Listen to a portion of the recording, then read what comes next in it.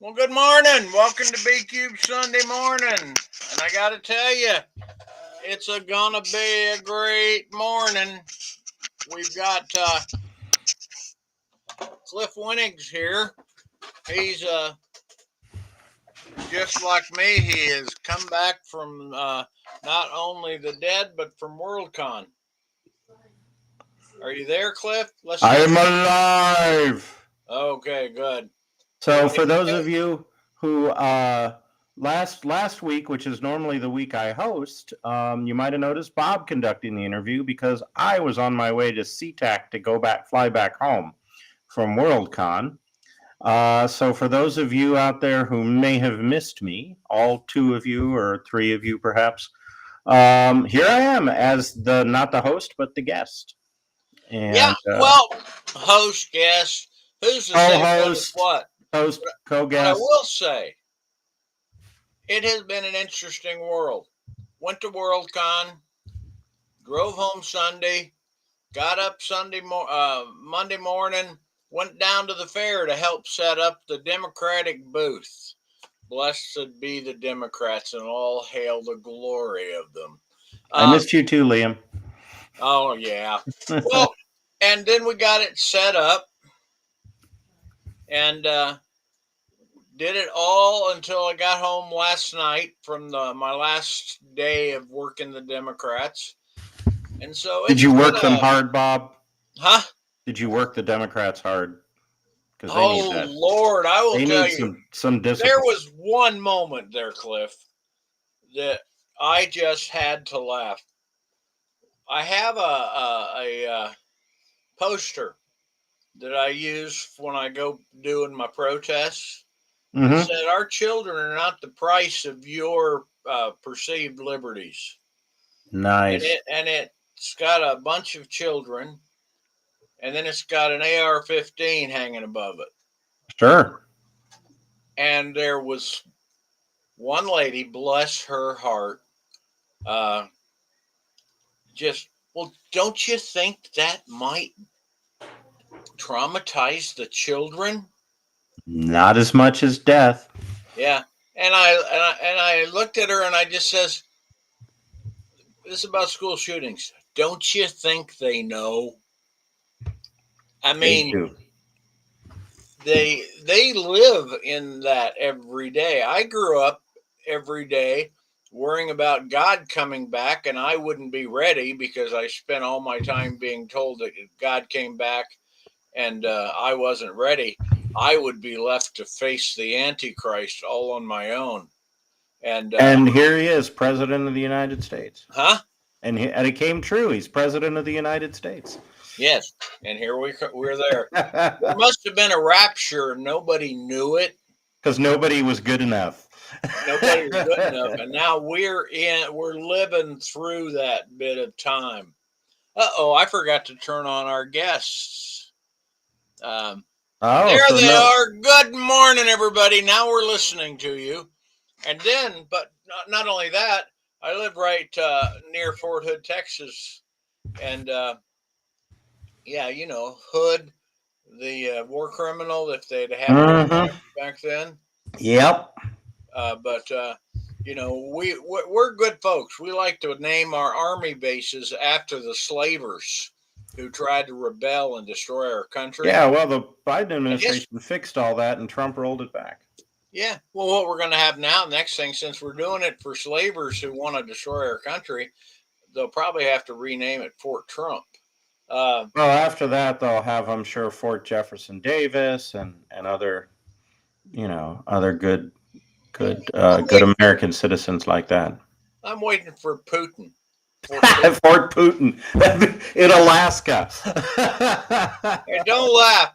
Anybody here thinks that that Trump would not be willing to exchange portions of Alaska as long as he got his cut of the money? He Sure. would. Well, we'll do that. We'll get like part of like Donbass and in Ukraine, and we'll give up. I don't know, Anchorage, maybe some of the little islands off there. Who uses those?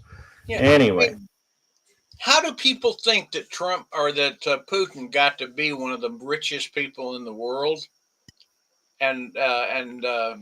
That's a little bit of why Trump so admired him, because he was able to steal better. But Yep. anyway, as I was saying, it's the Democrat thing. Yeah, yeah, Democrat thing. We are going to Yeah, talk about Worldcon today, folks, but right now we're talking about right after Worldcon. Go on, Bob. the I know, but there ain't enough Alaskans with enough big guns. Yep. The so yeah, Worldcon was fun. We were there, but then, bless their hearts, one of the Republican right before on the last day, three Republican little old ladies came down to see us. And you know how nobody can be harsher or meaner than little old ladies if they choose to be. Yeah, And they came especially down and Southern said, little old ladies. we would just like to come down and say hello, because we know you guys have been down here pretty much isolated all by yourselves and not, without people coming to your booth. So we just wanted to come and say hello. And you know, and here's the ballsy part of it. They, Yep. they were waving the little church fans uh, that were the Clean Air Authority church fans. And I told him, I says, that just that's a lot of bravery for you guys to carry those clean air fans. They Wow. looked at them, and then I said, because our whole booth, we had little fan builder things with Mhm. all sorts of stickers. And I said, hey, I got this whole roll of hearts. Would you like to stick some hearts on your fans to make it better? And what they said, oh yeah, and they walked away, except for one of them who was snickering a little bit, because these hearts I had were the color patterns for all of the LG or the non-binary groups. Nice. Every one of them has their little fan, their Right, little right. Little flag. flag. And Yep. so they walked back to their booth, just happy that they had poked us in the eye, and wearing.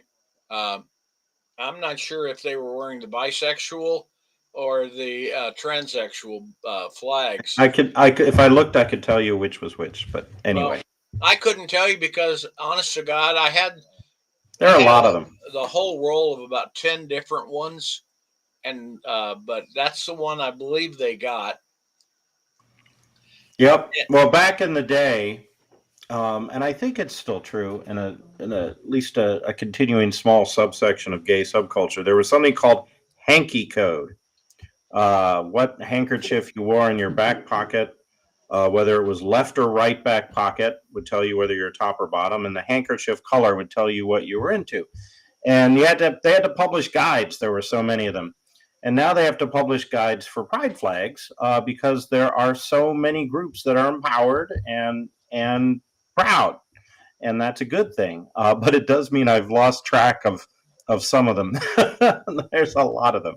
Well, this is the real fun part, though, about going to a Democratic booth at a fair.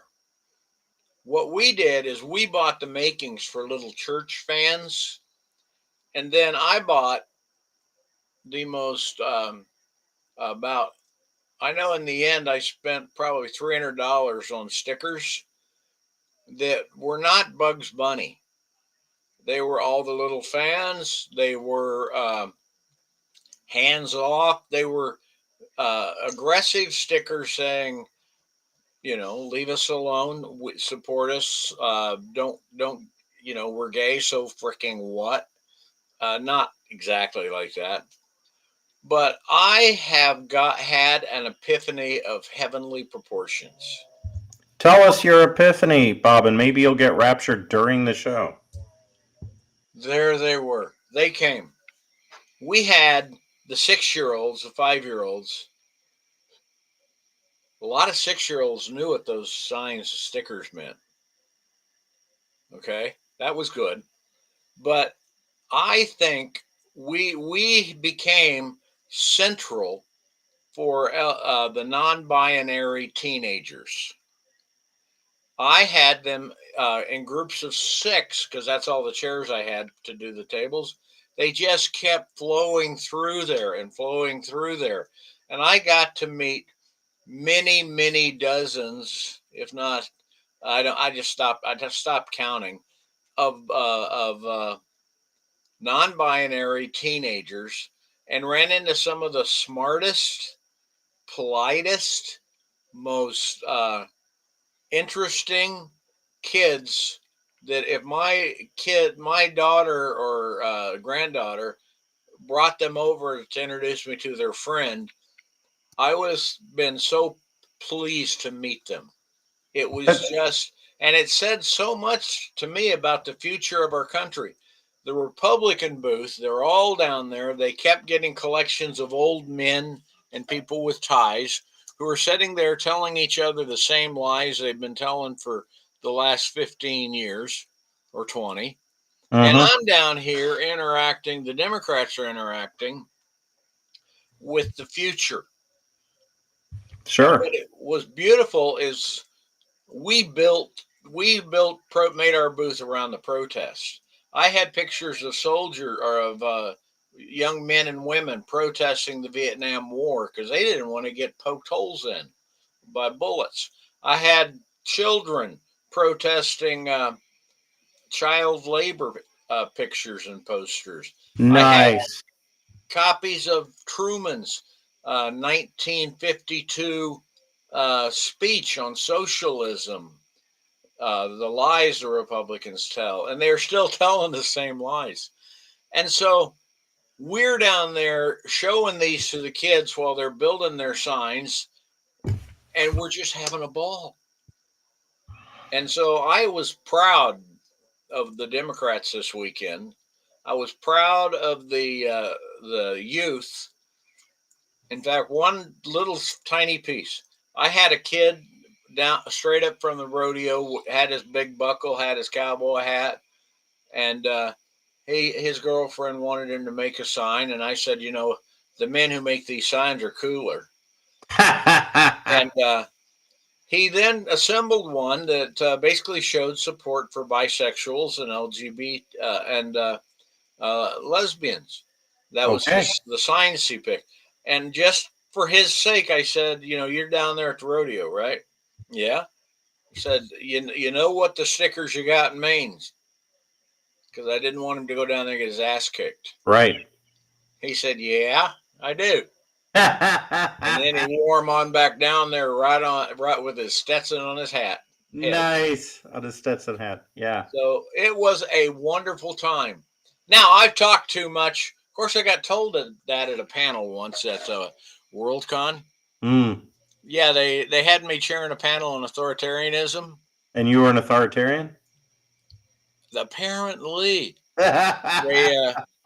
they we had about 20 Trumpers walk out. Hmm. Yeah, I All mean, right. So let's talk WorldCon. This well, last that's what we weekend were doing. Didn't was you know that? Seattle 2025 WorldCon. This is their logo with inclusive humans, right? Like diverse set of humans are their kind of like team mascots, and a delightfully mid-century look. I really like that. It's based on there was a World's Fair in Seattle in like 1932, and so their aesthetic was grooving off that. So I had been to, of course, Bob is in Washington State. I'm in California, so I came up, and my brother-in-law and his wife are in Kirkland, near Seattle, and I thought I would visit them, but they came down and visited my mother-in-law, his mother, while I was up there. So I joked that I was like waving at him on the planes, went like that. But fortunately, they were still there when I got back, so I did get to see them a little bit. But So who won Best Writer, Best Novel? best novel was, there's a bit of a scandal about that. It was Miss. Oh no, that was the Well, Lodestar Award. That was freaking Miss. scandal at WorldCon among Yeah, right. fandom. And Worldcon LA has already gotten a start. They had a 1 day scandal. This is next year's Worldcon 2026. They had a 1 day scandal with they had used Wild West imagery and referred to guests as pioneers and the frontier. And oh boy, did the Native community rip them a new one. The who? uh, the Native community, Native Yeah. American. Yep, and they apologized and took it down within hours. So it was like a literal one-day scandal. They were informed of the error of their ways in the morning by the internet, and they had corrected the error of their ways by the afternoon. So I guess let's hope they get that out of the way and there are no more scandals, because every Worldcon has a scandal. But this Worldcon, the best novel was The Tainted Cup by Robert Jackson Bennett. But that's not that much. That's not important, although it is very. Congratulations, Robert. The best novelette was my friend Naomi Kritzer. That's cool. Who had first won a Hugo. She won her first Hugo at Kansas City Worldcon for her Cat Pictures short story that got expanded into a couple of young adult novels. Oh my God. So you have a man and a woman both won top spots. Yeah, The best sad puppies novella are going is to lose Ray their Naylor. mind. Hmm? The sad puppies are going to lose their minds. Oh yeah, and well, of the best short story, novelette, novella, and novel, there there's a person of color. There's Naomi. There's a lot of diversity. Oh, and the best related work category is a monograph, an academic monograph that I voted for because I loved it. It's really solid scholarship, and it's available. Actually, you know how academic presses like to charge tons of money. This one is out from an academic press, but it's only $10 in trade paperback, and it's called Speculative Whiteness: Science Fiction and the Alt-Right. We should try and get the author, by Jordan S. Carroll. We should try and get Jordan S. Carroll onto the show, I'm thinking. Well, he's all yours. Bring him on. All right, I don't know him. I could reach out, but in my experience, academics like to talk about their work. So let me do that in the future. All right, so lots of good wins. My friend, there was a new category. So for those who don't know, the Hugo Awards there are two sets of awards in science fiction that are both kind of like the Oscars or the Emmys or the Tonys. There are the Nebulas, which are given out at the Nebula Awards weekend by the Science Fiction and Fantasy Writers Association, or SIFWA. Started out as the Science Fiction Writers of America and then became more inclusive over time. So SIFWA gives out the Nebulas, and those are like the Oscars in that it's the professionals, the members of SIFWA, who are professional writers, editors, agents, and publishers and artists who give out those awards. But the Hugos are fan awards. They're given out by the members. If you're a member of the Worldcon, you're going to the Worldcon, or you spend like $50 and become a supporting member, in which case you get to vote in the Hugos. The Hugos are those awards, and named after Hugo Gernsback, the famed early 20th century science fiction editor, and shaped like a rocket ship. They're always the same, but the base is designed by a different artist each year. And this one glows. It's got a little power switch that allows it to glow. So it's pretty cool. Every year, the base, the unveiling of the base of the Hugo Award is a big deal because it's a different artist who is commissioned every year. There's a contest usually, and anyway, it's a whole thing. But there are different categories based on length, and then there's other things like for movies and TV shows, and best editor, and fan writers, and fan editors, and fan casts, which are like podcasts. Best related work, which is usually some academic thing that is related to nonfiction. It's a nonfiction award. And like I said, Speculative Whiteness won this year's Hugo. The Hugo committee on any Worldcon also can, the bases thing is cool, Andrew. Yeah, check it out. There's online. Go look at some of the like there was an LA con that used floodlights that actually lit up to light up the rocket because it's Los Angeles, things like that. And it's always different. And they put it on display in the art show before they unveil it during opening ceremonies, and they put it on the display of the art show. And then the Hugo ceremony is the last night of the convention, and they give them out. And so there's also a thing that's not always used, but every Worldcon, because each Worldcon is in a different city and run by a different committee, and each Hugo Award ceremony is run by, it's voted on by the fans, but the administrators are different every year. They're associated with whichever Worldcon, and that group of administrators has an option, according to add a category for 1 year, 1 year and 1 year only for their year. For example, 1 year they added a video game category, and then later that became a permanent category. So this year the category was poetry. And what? Poetry. Yeah. So I actually nominated a couple of BQ published poems that didn't make the finalist list, but there was a one-off category only for 2025 for poetry. However, it was so well liked that there was a proposal in the business meeting to make it a permanent category. And the way you change the bylaws in a particular way. You vote for it in one meeting, and then the next year's Worldcon they ratify it.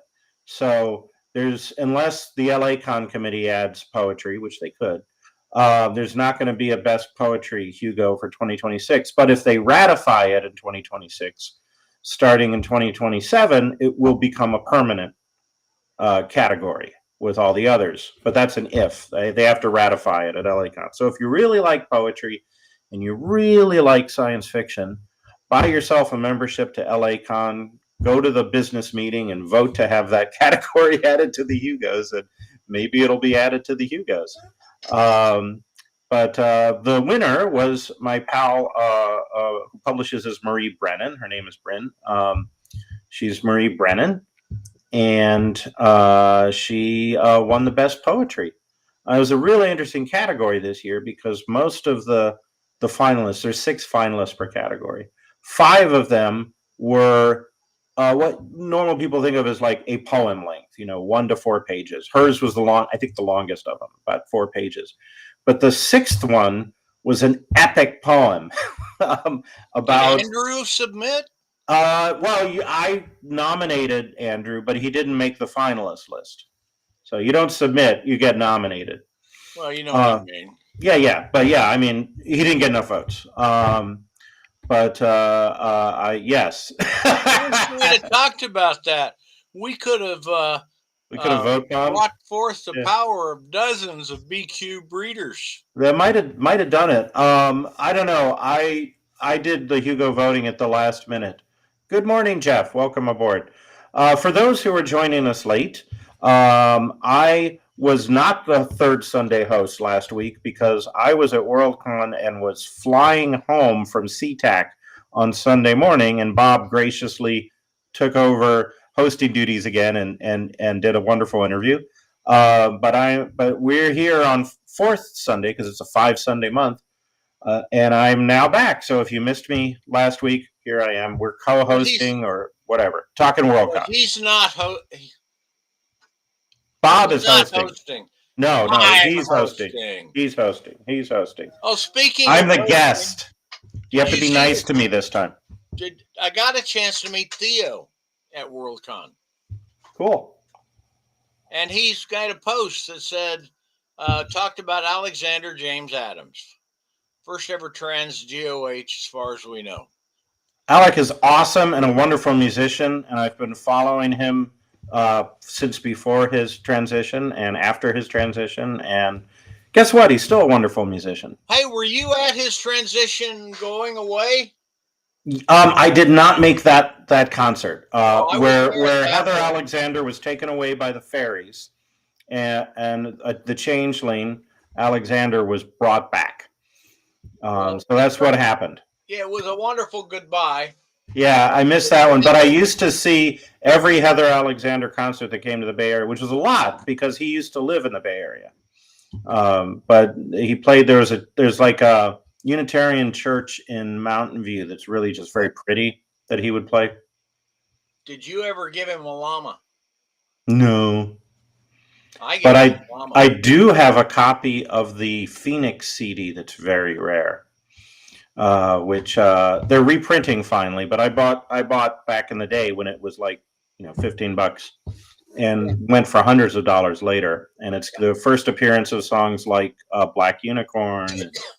Anyway, I um, on the ground level, that was a wonderful, well run Worldcon. we're back to Seattle now. Yes, Alexander James Adams was music guest of honor, and he's fantastic. If you're not familiar with him, go. I mean, the folk world is very inclusive and will embrace all sorts of musicians at all sorts of skill levels. But let me tell you, he has really good professional chops. He does, and I'll also say, I know he's transitioned from being Mhm. Heather Alexander. And he's talked about how that affected his singing voice too. Yeah, He wrote a lot of. yeah. Do not just say, "Oh, well, now he's Alexander or Alex," uh, Yeah. and throw away all your Heather. Oh, Heather no, no. had some great music. Both versions of both pre and post transition are wonderful albums. He did Yeah, a bunch of really good albums. so enjoy Um, it. yeah. He's got a long career. Oh my I God! mean, I mean, he must be pushing what 80, 90? nah. But he's crammed a lot of albums into his years. Yeah, I mean, the other really prominent musician who did that was Wendy Carlos, who was originally, did Switched on Bach and the soundtrack to Clockwork Orange as Walter Carlos, but then transitioned. And actually, because she's a electronic musician and not a vocalist, right? So it was a little easier for her. She didn't have to retrain her singing voice the way Alec did. But she then re-released her old albums as Wendy Carlos, so it's easier to find. But if you want to find the complete catalog of this year's musical guest of honor Worldcon, you have to look at Heather Alexander and Alexander James. They are good. Now, noticing that we had Alexander James Lucas finishing off a story for BQ Press today. Now, why, many of you ask, would you be writing a new story for BQ Press? Bob, why would you be writing a new story for BQ Press? Well, because they're so freaking awesome. Well, yeah. Anything they publish, I want to be in. But I want to be cubed in. Someday I'll get you that. Don't be square, be cubed. But this is that should be our motto. Donald J. Trump has in 9 months managed to destroy what the country has spent 70, 80, 90 years perfecting. We have built traditions that are better than the country we started with. We have improved it. We have made it better. And he has made under the direction of Putin, because you remember Putin just told him to stop mail-in voting, and so he's doing his stop and vote mail-in voting. But he just wants to stop voting. But anyway, yeah, he's stopped. But what I'm saying is, I am sick of being gentle with that bastard in our books. So we're doing another alternative liberties, but it's probably going to be called something like the Retribution Diaries, or something along that. Because I will point out he was literally eaten by a dragon in the first book. Well, we're still going to go with the notion, and it gave the dragon indigestion. That I'm still the assassination rule stands. Assassination is not the solution to an elected official in America. Technically, that was a meal, not an assassination. Huh? I said technically that was a meal and not an assassination. The dragon one. Yeah, okay, I got you. But anyway, I want more Canadian. We had some Canadian. Andrew writes, "I'm bringing my Canadian perspective to this," and we did have some in the first volume, but we absolutely want more in the second volume. We love Canada. And as much as South Park likes to blame Canada, I also love Canada. I've been to Well, Canada. It's I wonderful, would say, wonderful if I country. was speaking for Cliff, I'd say I love Canada. If you're speaking for BQ Press, we recognize that Canada has some talented authors. Isn't that right, Andrew? Uh, the and we're quite willing to give them a crack in the premier American anti-Trump uh, book, because I tell you, Darn right. on our I think we have never put out a book yet that has less than 7 or 8 countries represented. I mean, we Mm-hmm. always have Canada. We've often got. You'd be amazed how long it took us to get Ireland. We've got Great Britain. We've got and if some people consider Scots different, we've got The French. Scots consider Scots different from the English, but anyway. Actually, I think if you go look at the last election results, um, I think it's variable. We even Yeah, have stories in there from Texas. Uh, Texas. Really? Texas, no shit. I used Uh, to be Texan. I am but no, so not. I love having Canadian authors because A, they're easy to pay. There are countries, even in Europe, and especially Nigeria, has a lot of good authors. They do. I had never considered Nigeria a hotbed of literary greatness, but It I've is. bought now enough Nigerian stories to recognize that their government can be a bit of a dickweed at times. They they won't let me send them a book. They have to get their book to have a book mailed to Nigeria. It has to be approved. Little things like that. Yeah. So but I love all the different places we can get writers from. We've had them from like I say, Texas. Um, it's just great. Lots of them, a lot of U.S. writers, obviously, a lot of Northwest writers. So Yep. I wonder how they get their comic book proofs back and forth, unless they consider something different. Oh, I They're saw an talking about interview. J.D. Vance in the I comic. saw an interview with J.D. Vance this morning, Hmm. and he made it perfectly clear, with every bit of integrity he possesses, um, that the let's stop talking about Donald Trump's penis, there, will you? The So, look, my big question is, when he was being interviewed, did they put him in a chair or on a couch? Because I'm not sure I'm willing to watch him sit on a couch. well, he might. I don't know. I couldn't see his hands; they were down. Mm. But the thing he was doing is he's saying, "Oh no, the investigations into everybody who's ever investigated Trump or convicted him or been like who's the Bolton, used to John be, Bolton. yeah, now Yeah. they've The raided his fascists home." came for this week. And what's interesting, with the security clearance and certain permissions, you're allowed to have classified documents in Yes. your possession. They Yeah. removed all of those permissions and security clearances right before they raided his home. Nice. So they could entrap him. Oh yeah, there is I mean, suddenly watching this man as the retribution president. Mm-hmm. Remember, I am your retribution. Mm-hmm. This man is scary. And if he can manage, he's We would threatening love to have to you, Jeff. hold.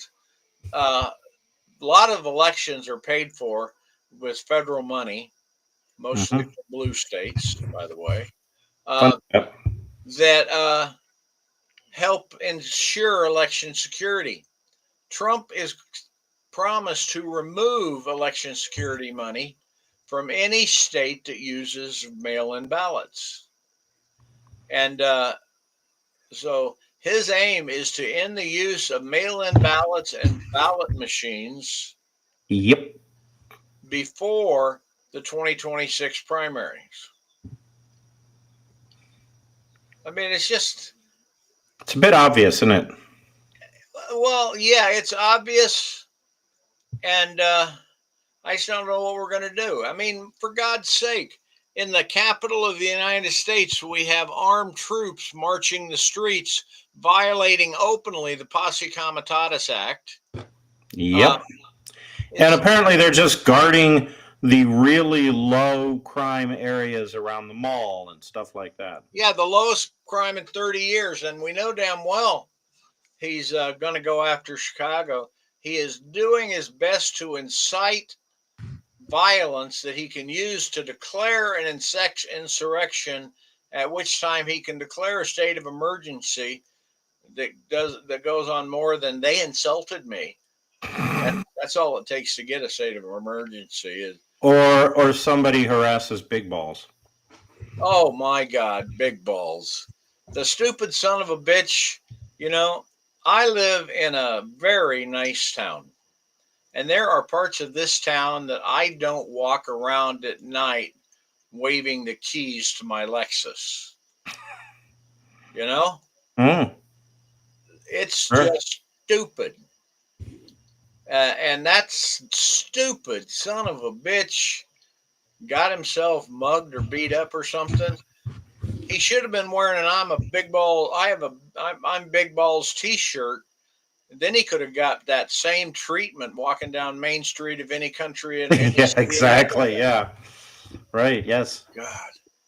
So yeah, Yeah, it's big balls is the pharma bro of 2025 yeah.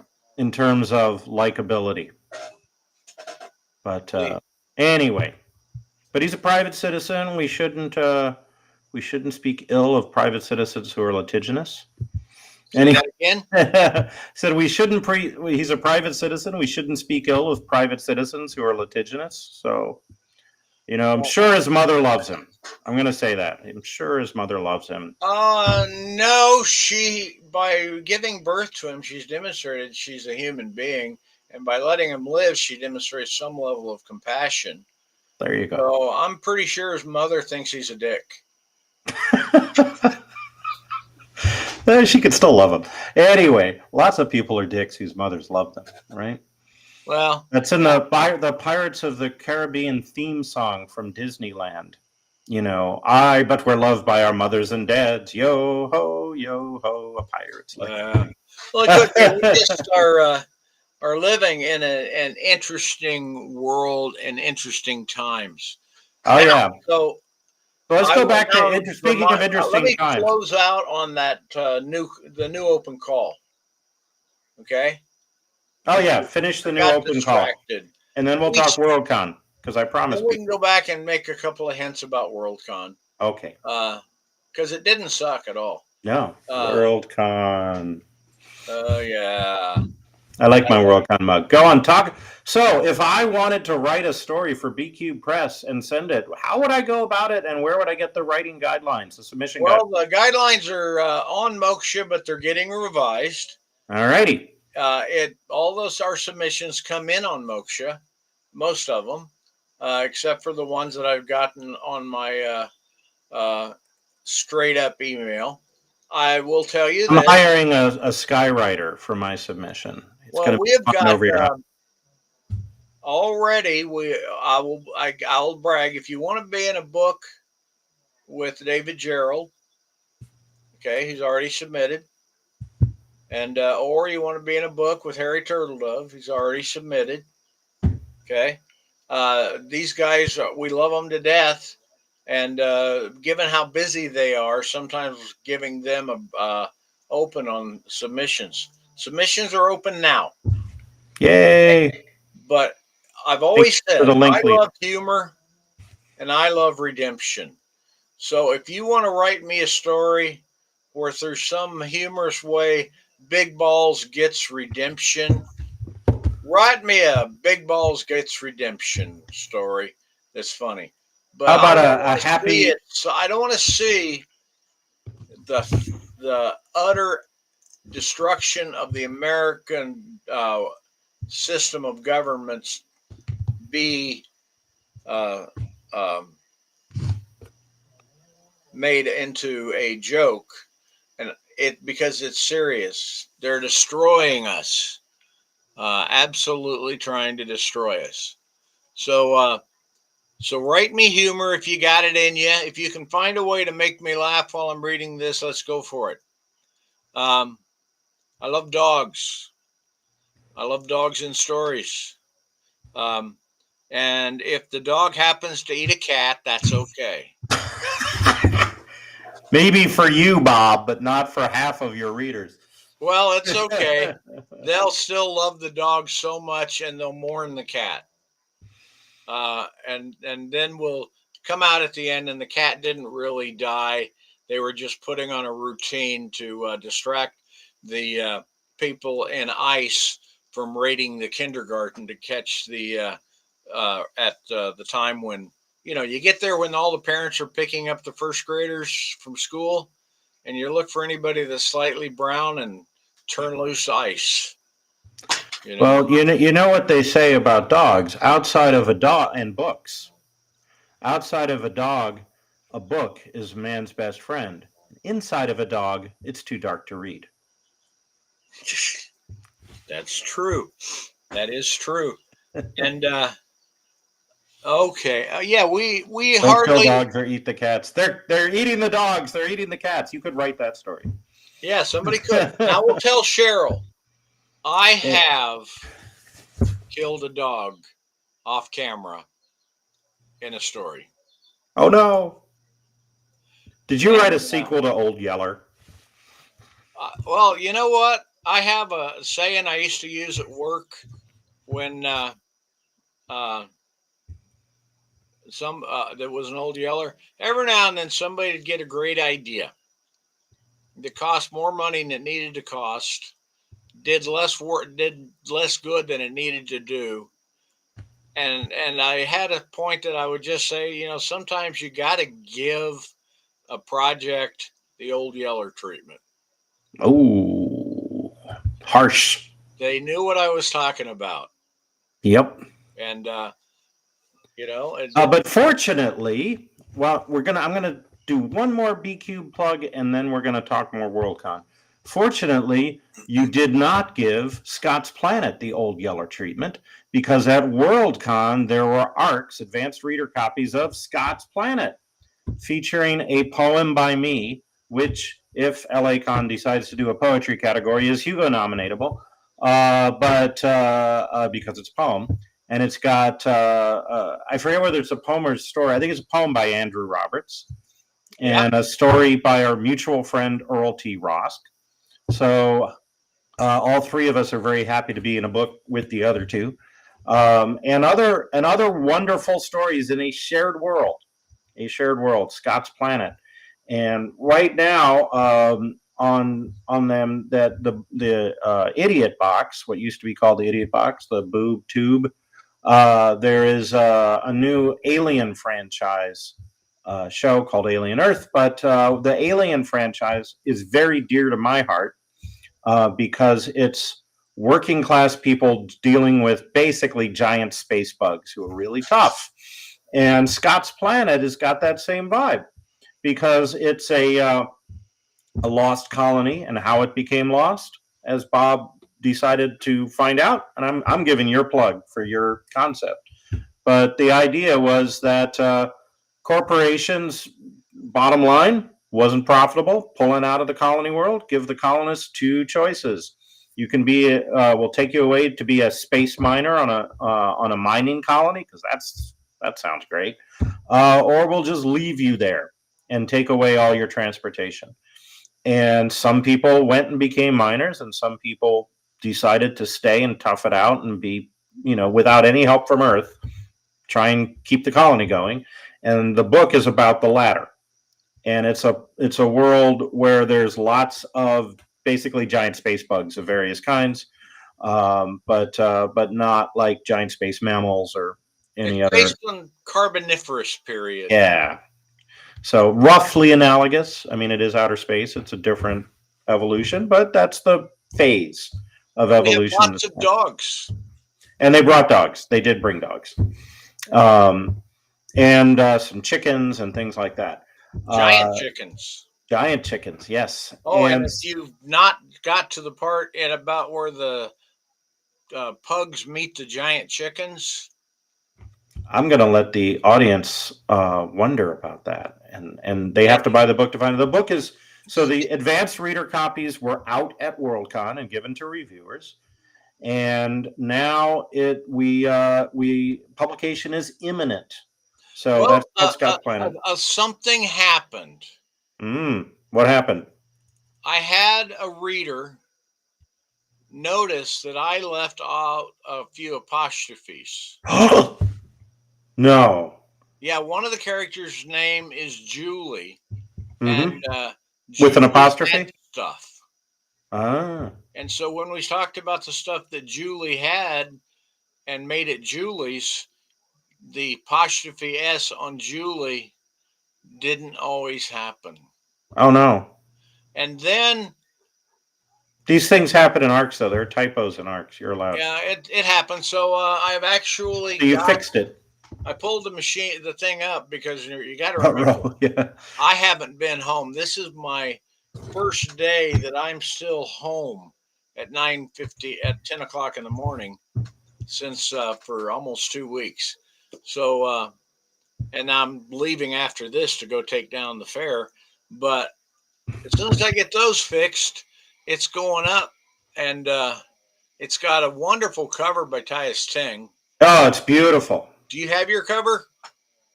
I have my copy. It's in the other room. Go grab it if you would and show people what the front cover looks like. Okay, do some tap dancing to entertain them. Oh, thank God. Okay, now I can talk about other stuff. Now, there's something else going on that BCube writers and BCube families should know. I have been invited to be the editor guest of honor at RadCon. RadCon, believe it or not, was once the largest science fiction convention west of the Mississippi, and at the time. And there we go. Get it down, hold it still. Get it. There we go. I like the cover. Tyus Ting did it. Yeah, it won't have the not for resale line running across it, of course, because that's an art. And so what we're doing is almost our editorial team is coming, and they are going to be doing group panels on publishing, as well as all having their own individual panels and workshops that they're doing. And then we're sharing our list of writers' contact information with the RadCon programming department. Yeah, see, he's there. And they're inviting a lot of them. Now they did get you the special guest category. Now, are you special guest or special guest of honor? I don't know yet. You know, RadCon it's a fine little convention. Yeah, I'm hoping to make it up from California, Bob. Yeah. So keep me in the loop. Keep my name. Oh, your name's already been turned in. Okay. And they should have been in contact with you. Okay. But Jeff Sturgeon. Well, I talked to Dave at the convention. Yeah. He seems like a really nice guy. Yeah. If Jeff can produce it in time, Karen Anderson, who is our more or less our art director person, she's the one that tells me the art I bought sucks, and so I have to get it fixed. So I sent her. Does not suck. And but Jeff will be doing the cover for this. Cool. Not for this book, but for the new retribution, the book on alternative retribution. Yay. Okay, I'm not sure I understand, Jeff, but I'll look forward to seeing you there because it will be great. So let's talk about Worldcon. We've only got a few minutes, and I promise people there were a lot of panels. There was a B-Cube presence, of course, being Seattle, a big B-Cube presence. We did not have a table, but B-Cube press titles were available at the RadCon booth for a $10 donation to the fund to try and get Jim Wright and some other folks as guests. Well, Uh, who's my writer? Who's the writer guest of honor that's appearing alongside me at RadCon? that would, I think, be David Gerald. Bingo! Which is great because he lives in Vermont. So the opportunities nowadays, he moved from LA to Vermont, and the opportunities to have David on the West Coast are limited. He was at WorldCon, and I got to spend a little time with him. He's a lot of fun. He tells great stories. He will be an awesome writer guest of honor for RadCon. And he brought Charlie. He did bring Charlie. Charlie and Vicky met.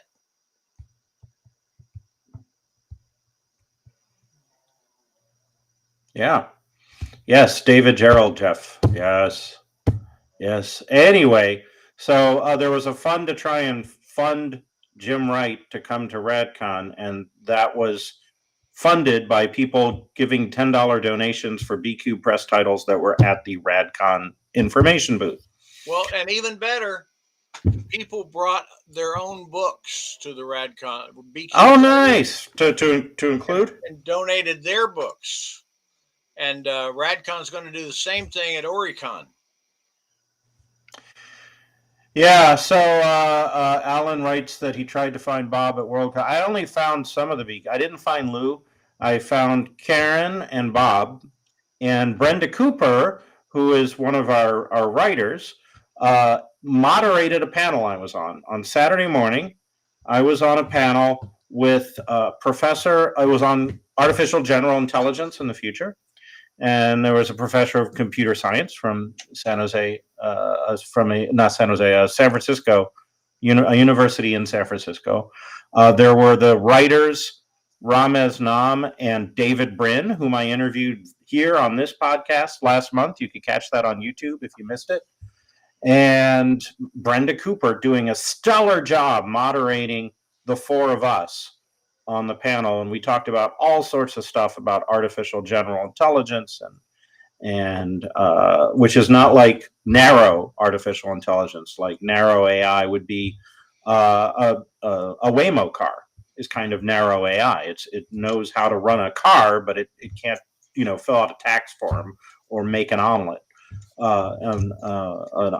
Artificial general intelligence is more general. And so we had a great discussion. I had a personal milestone on Thursday night, Bob. I did my first WorldCon reading. I heard it went big. It did.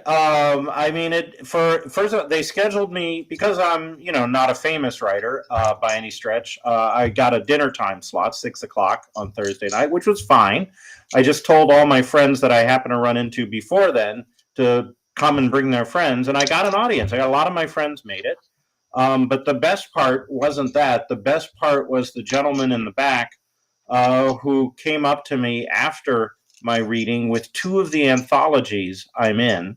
They happen to be the Baen Books anthologies I'm in, and asked me and had the pages marked and asked me to sign at my stories, which is a first time in any reading, and certainly exciting to have happen at a WorldCon. So apparently I have a fan. Like he found me. He knew that. Yeah, he found me. Best thing that can. I mean, it is so. When somebody just cold brings up a book that you worked on and wants your autograph on it, it's like, yes. Right? Oh, Liam, you can't say that word when Vicky's in the room. Don't say it out loud, Bob. She is a bacon-holic. And yes, too bad. The meat was cute. So, and this is going to be the last Oricon too. It is, yeah. Yeah. So, who got the best short story? Let me look up the winners here. Best short story. I don't know how to pronounce the first name. Stitched to Skin Like Family Is by Nevo. I want to say I was not prompted for pronunciation. NGHI. that one, excellent story.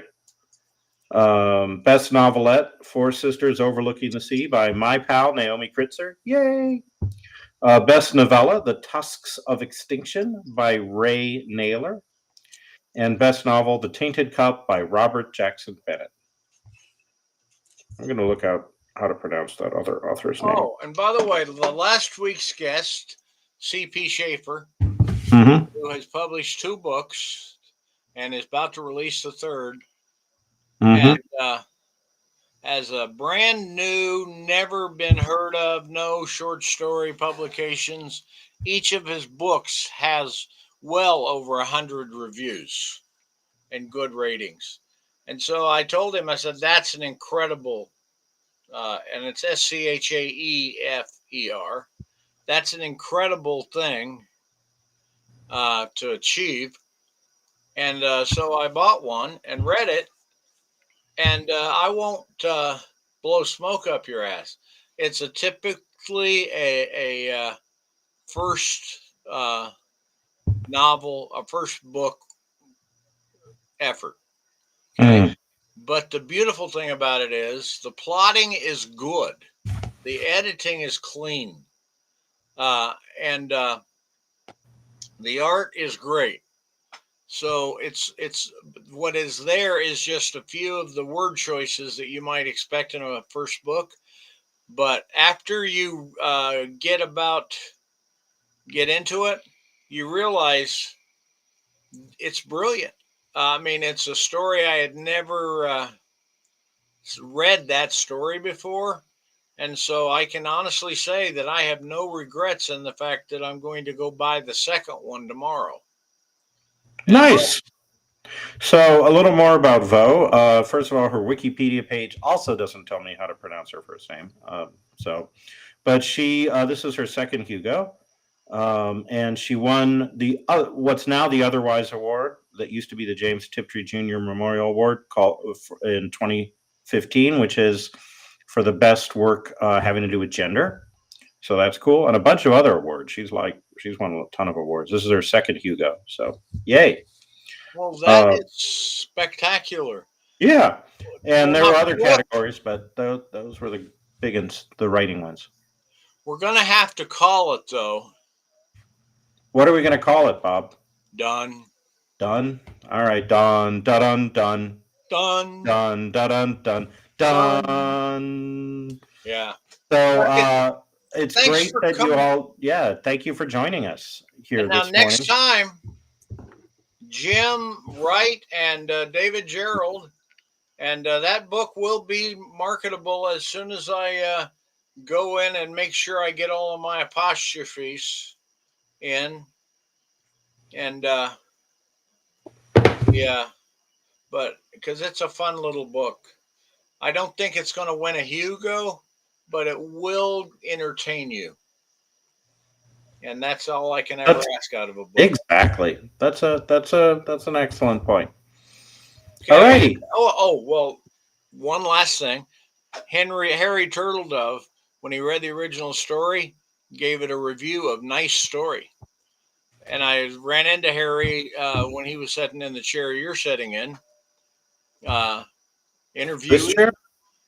that chair. He came over to your house and said he won't catch me coming in. I was And wondering who that guy was. he said, by all means. So now I get to say thank you, Harry Turtledove, because if he had not said nice story, I might have quit writing right then. It was so encouraging to have something like that come from Harry. Sure. And, now I am very proud. We are one of the probably few, by no means the only, that have had both turtle doves on the show Mm, as guests. nice. It And was, again, last month I had the one, the only David Brin, yeah. and who I was also on a panel with at Worldcon. So folks we talked about almost. We didn't talk much about his fiction, but we talked a lot about ideas that are important to him. Yeah, I know. I got to listen to him. He and I were scheduled for a tabletop session together. Mm, I walked in like 5 minutes early thinking, that's good. Oh, no. He was sitting there. The table was packed Yeah. like four deep. There were no chairs left.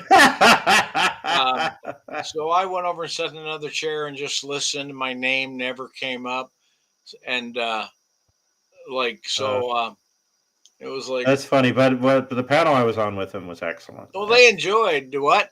The panel I was on with him was excellent. Oh yeah, In well, he part did a great because, job. yeah, because Brenda Cooper did a fabulous job moderating it. So yeah, it was a really good convention. There was downtown Seattle, but it was walking distance from a more bohemian neighborhood where a native Seattle friend of mine took me for lunch. That was lovely, and had graffiti on it that said things like "fuck ice."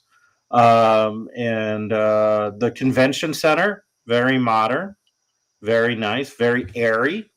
So I was masking part of the time, but I didn't feel the need to mask a lot of the time because there was so much space and so much I'm in. airflow. I found the convention center. I Hmm. counted 28 exit signs, Nice. of which 26 of them, when you got within 10 feet, you could see emergency exit only. And in a building that size, that's a lot of walking to get nowhere. Yeah, there is that. I mean, it's I designed for a much bigger crowd. I think we had like Well, 1,000, but it still. was. I would say it was designed before ADA.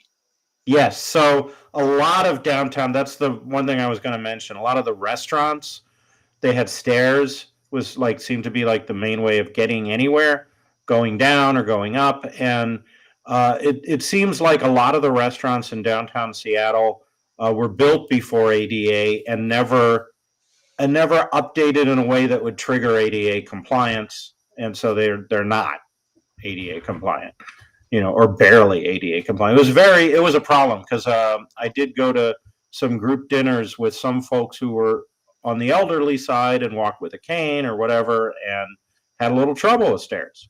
One fellow who was 87 at dinner with us, and yeah, it was a thing.